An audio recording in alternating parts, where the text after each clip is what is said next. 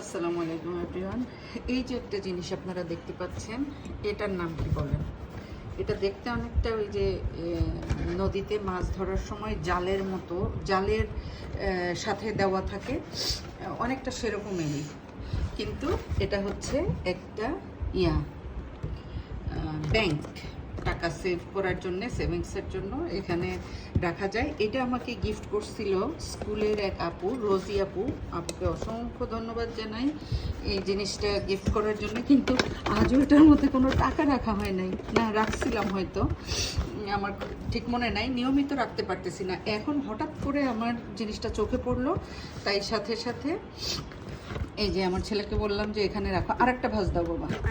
হ্যাঁ, তো 200 টাকা দেখি এখানেই আমার এই যে ইয়াটার নিচে ছিল, আমি বললাম যে তাহলে দিয়ে দিই। এখানে ছোট করে ভাঁজ দিতে হবে তো। হ্যাঁ হ্যাঁ হ্যাঁ, চেপে ধরো ওইটা। হ্যাঁ, আচ্ছা না, তুমি দাও। এই দেখো, আমার কাছে দাও। এটা তো এভাবে দিতে হবে। তো এরকমভাবে সবাই কিন্তু সেভ করার চেষ্টা করবেন। হয়তো এটা খুব সামান্য, কিন্তু একসময় এই সামান্য থেকেই কিন্তু অসামান্যতে বদলে যাবে। তো এটাকে ছোট ভাবার বা হাসি ঠাট্টার ছলে নেওয়ার কিছুই নাই। আমি মনে করি এটাও এক ধরনের সেভিংস। হ্যাঁ, এটা যখন পড়ে যাবে তখন হচ্ছে এটা আমরা খুলবো।